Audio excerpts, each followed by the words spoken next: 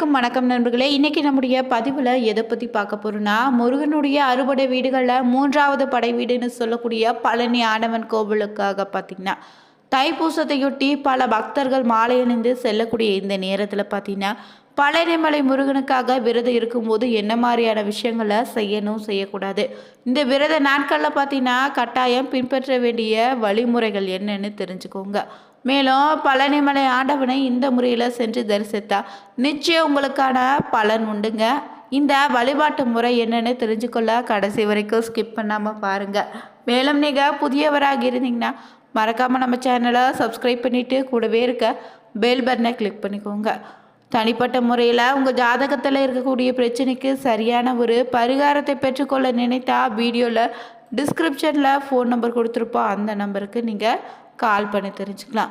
வாங்க நண்பர்களே, வீடியோக்குள்ளே போகலாம். பழனிமலை ஆண்டவன் கோவிலில் பார்த்திங்கன்னா இந்த ஆண்டிற்கான தைப்பூச விழா வெகு விமர்சையாக கொண்டாடப்படுகிறது. இதற்கான திருவிழா வருகின்ற 26ஆம் தேதி உபகோவிலான பழனி பெரியநாயகி அம்மன் கோவிலில் கொடியேற்றத்தோடு தொடங்க இருக்கு. இதையொட்டி இந்த நாளில் பார்த்தீங்கன்னா காலை பெரியநாயகி அம்மன் கோவிலில் விநாயகர் பூஜை, புண்ணியங்க வஜனம், முத்துக்குமாரசுவாமி, வள்ளி தெய்வானைக்கு அபிஷேகம், அலங்காரம் நடைபெற்று காப்பக்கட்ட நடக்க இருக்குங்க. இதையொட்டி பார்த்தீங்கன்னா கொடி பூஜை, வத்திய பூஜை நடக்குது. பின்னர் காலை 9:50 கொடியேற்றம் நடத்துகிறாங்க. நண்பகல் 12 மணிக்கு உச்சகால பூஜையில் திரு ஆவினன்குடி மலைக்கோவிலில் இருக்கக்கூடிய விநாயகர், மூலவர், சண்முகர், உற்சவர், துவார பாலகர்களுக்கு காப்பக்கட்டு நடத்தப்பட இருக்குங்க. தைப்பூச திருவிழாயொட்டி தினமும் காலை பார்த்தீங்கன்னா தங்க பல்லாக்கில் முத்துக்குமாரசுவாமி வீதி விழா நடக்கப்படுது. அதே போல் இரவு 7:30 மணிக்கு வெள்ளி ஆட்டுக்கிடா, காமதேனு, தங்கமயில் வாகனத்தில் வீதி விழா நடத்துகிறாங்க. விழாவின் 6ஆம் நாளான 31ஆம் தேதி பார்த்திங்கன்னா இரவு 7 மணிக்கு முத்துக்குமாரசுவாமி வள்ளி தெய்வானை திருக்கல்யாணமும், இரவு 9 மணிக்கு தாங்க வள்ளி ரத்தினத்தில் மணக்கோலத்தில் சுவாமி வீதி விழா நடக்குதுங்க. அடுத்ததாக மறுநாள் பார்த்திங்கன்னா பிப்ரவரி 1ஆம் தேதி தாங்க தைப்பூசம் அன்று அதிகாலையில் சண்முக நதியில் தீர்த்தவாரி நிகழ்ச்சி நடத்தப்பட்டு பின்னர் 11:15 பெரியநாயகி அம்மன் கோவிலில் முத்துக்குமார சுவாமியும் வள்ளி தெய்வானையோடு திருத்தேர் எழுந்தருளக்கூடிய நிகழ்ச்சியும் நடக்குது. மாலை 4 மணிக்கு திருத்தேரோட்டம் நடத்தப்படுது. 4ஆம் தேதி தெப்பத்தேர் உற்சவத்தோடு தைப்பூச திருவிழா நிறைவு பெறுதுங்க. இந்த தைப்பூச திருவிழாவையொட்டி மாலை அணிந்து செல்லக்கூடிய பக்தர்கள் பார்த்திங்கன்னா எப்படி விரதம் இருக்கலான்னு தொடர்ந்து நம்ம பார்க்கலாங்க. இந்த தைப்பூச தினத்தன்று விரதம் இருக்கக்கூடிய பக்தர்கள் பார்த்திங்கன்னா பொதுவாக தை மாதத்தில் பூச நட்சத்திரமும் பௌர்ணமியும் இணைந்து வரக்கூடிய நாள் தான் நம்ம தைப்பூசமாக வருடம் கொண்டாடிட்டு வரோம். அந்த வகையில் இந்த 2026ஆம் ஆண்டு தைப்பூசம் பார்த்தீங்கன்னா பிப்ரவரி 1ஆம் தேதி ஞாயிற்றுக்கிழமை அமைந்திருக்கு. ஏன்னா இந்த நாளில் தான் தைப்பூச தினத்தில் தான் இந்த அகிலன் தோன்றியதாக ஐதீகமாகவும் சொல்லப்பட்டிருக்கு. தைப்பூச நன்னாளில் முருகனுக்கு பெருமானுக்கு உகந்த நாளுங்க. அதோடு சிவனுக்கும் குரு பகவானுக்கும் கூட இந்த நாள் ரொம்ப சிறப்பான நாளாகவும் அமைய போகுது.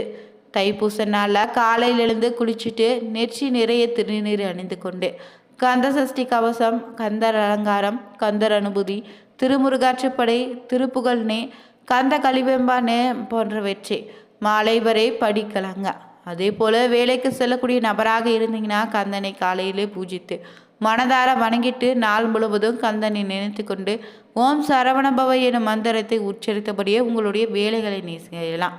அதே போல் காலை மதியனை 2 வேளையும் இந்த நாளில் பால் பழம் மட்டுமே அருந்தி விரதம் இருந்து மாலை நேரத்தில் அருகில் இருக்கக்கூடிய முருகன் கோயிலுக்கு சென்று வழிபடுவது ரொம்ப நல்லது.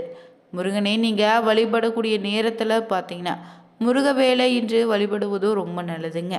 காலை மாலைனே 2 வேளையும் இந்த நாளில் கோவிலுக்கு சென்று வழிபடுவதோ இன்னும் சிறப்பான பலனை உங்களுக்கு பெற்றுத்தரும். இந்த முருக பக்தர்கள் பார்த்தீங்கன்னா பலருமே தைப்பூச விரதத்தை 48 நாட்கள் விரதத்தை தொடங்கியிருப்பீங்க. அடுத்ததாக பார்த்தீங்கன்னா 21 நாட்கள், 6 நாட்கள், இல்லைன்னா 1 நாட்கள் கூட நீங்கள் பார்த்தீங்கன்னா முருகப்பெருமானை மனதார நினைத்து விரதம் இருந்து நீங்கள் பழனிமலை ஆண்டவனை சென்று வழிபட்டால் நிச்சயம் உங்களுக்கான பலன் உண்டுங்க. இந்த நாளில் அன்னை பார்வதி தேவியும் முருகனுக்கு ஞானவேல் வழங்கிய நாளாக இருப்பதால் ஞானவேல் கொண்ட ஞான பண்டிதன் அசுரவதம் புரிந்தார்னே கூட சொல்லுவாங்க. இந்த தைப்பூச நாளில் முருகனுக்குரிய வேலை வழிபடுவது சிறப்பான பலனை தருங்க. முருகப்பெருமானுக்குன்னு பார்த்தீங்கன்னா எத்தனையோ கோவில்கள் இருந்தாலுமே ரொம்ப சிறப்பான ஒரு கோவில்னா இந்த பழனி மலை ஆண்டவன் தாங்க. தமிழ் கடவுள்னு சொல்லக்கூடிய இவரை காண கேரளாவில் இருந்தோ உலகில் பல பகுதிகளில் இருந்து ஏராளமான பக்தர்கள் பார்த்தீங்கன்னா இந்த பழனிக்கு வந்து சுவாமி தரிசனம் செய்துட்டு போவாங்க. இங்கு முருகப்பெருமானை மட்டுமே ஆடி கோலத்திலையும் காண முடியுங்க. இங்கு முருகனுக்குள்ள நவகிரகங்களும் அடக்குன்னு சொல்லலாம். இவரை வழிபடுவதால் நவகிரக தோஷங்கள் விலகும். அதே போல சித்தர்கள் பலருமே வாழக்கூடிய மலையாகவும் குழந்தை வடிவில் முருகன் பார்த்தீங்கன்னா இன்னுமே காட்சி தரக்கூடிய இடமாகவும் சொல்லப்படுதுங்க. இப்படி பல்வேறு அதிசயங்கள் நிறைந்த கோவிலாக அருணகிரிநாதர் பார்த்தீங்கன்னா தன்னுடைய பாடலையும் புகழ்ந்து பாடியிருக்காரு. வாழ்க்கையை மாற்றி தரக்கூடிய பழனிமலை ஆண்டவர் பார்த்தீங்கன்னா கொங்கு நாட்டு வியாபாரிகள் பலருக்குமே முதலாளியாகவும் பங்குதாரராகவும் இன்றளவு இருந்து வராங்க. முருகப்பெருமானுடைய அறுபடை வீடுகளில் மூன்றாவது படை வீடுன்னு சொல்லக்கூடிய பழனி தண்டாயுதபாணி கோவிலில் தினமும் ஆயிரக்கணக்கான பக்தர்கள் வந்து வழிபட்டு செல்கிறாங்க. இங்கு முருகன் கோவில் பற்றி பலருக்கும் தெரியாத சில விஷயம் இருக்குது. அது என்னென்னா, இங்குள்ள முருகப்பெருமானே ஆடிமா ராஜகோலமா எந்த கோலத்தில் தரிசனம் செய்தால் நல்லதுன்னு தெரியாது. இருந்தாலும் ஒவ்வொரு அலங்காரமும் குறிப்பிட்ட பிரச்சனையை தீர்க்கக்கூடியதாக இருக்குங்க. அப்படி பழனி முருகனை எந்த திருக்கோலத்தில் தரிசனம் செய்தால் என்ன மாதிரியான பிரச்சனை தீரும், யார் எந்த திருக்கோலத்தில் தரிசனம் செய்ய வேண்டும்னு இந்த பதிவில் தொடர்ந்து பார்க்கலாம். நீங்கள் முருகப்பெருமானுக்கு விரதம் இருந்து தைப்பூச திருநாளில் செல்லும்போது பார்த்தீங்கன்னா இந்த கோலத்தை தவறாமல் தரிசனம் செய்துட்டு வாங்க. இங்கு மூல விக்கிரகத்திற்கு தினமுமே பார்த்தீங்கன்னா 4 விதமான பொருட்கள் மட்டும்தான் வந்து அபிஷேகத்திற்கு பயன்படுத்தப்படுதுங்க. அவை நல்லெண்ணெய், பஞ்சாமிர்தம், சந்தன, விபூதி மட்டுங்க. மார்கழி மாதத்தில் மட்டும் இங்கே பன்னீர் உபயோகிப்பாங்க. இந்த வகையில் சந்தனம், பன்னீர் தவிர மற்றவை எல்லாமே பார்த்தீங்கன்னா தண்டாயுதபாணியனுடைய சிரசில் வைத்து உடனடியாக அகற்றிடுவாங்க.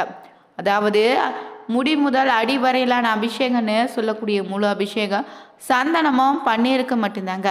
இதில் சிரசு விபூதின்னு பார்த்தீங்கன்னா போகர் சித்தர் உத்தரவால பக்தர்களுக்கு வழங்கக்கூடிய ஒரு பிரசாதங்க. இது கிடைப்பது ரொம்பவே புண்ணியன்னு சொல்லலாம். இங்கு ஒரு நாளைக்கு 6 முறை தண்டாயுதபாணிக்காக அபிஷேகம் அலங்காரம் செய்யப்படுது.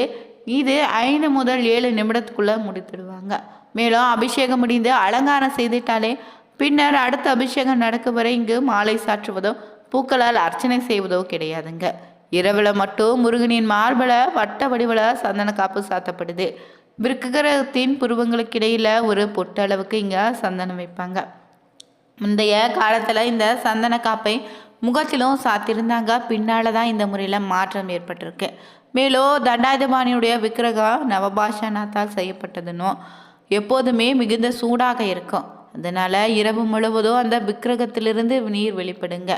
இந்த நீரை தான் அபிஷேக தீர்த்தத்தோடு கலந்து காலை பார்த்திங்கன்னா அபிஷேகம் நடக்கும்போது அங்கே இருக்கக்கூடிய பக்தர்களுக்கு பிரசாதமாகவும் தராங்க. தண்டாயுதபாணியின் சிலையை சுற்றி எப்போதுமே ஒரு வித சுகந்தமனை இருக்குங்க. இங்கு தண்டாயுதபாணி சிலையை ராஜ அலங்காரத்தில் தரிசிக்க வேண்டுமா, ஆடி கோலத்தில் தரிசிக்க வேண்டுமான்னு கேட்டிங்கன்னா நீங்கள் ஆடி கோலத்தில் முருகனை தரிசிக்கக்கூடாதுன்னு சொல்லலாம். ஆனால் இது முற்றிலும் தப்புங்க.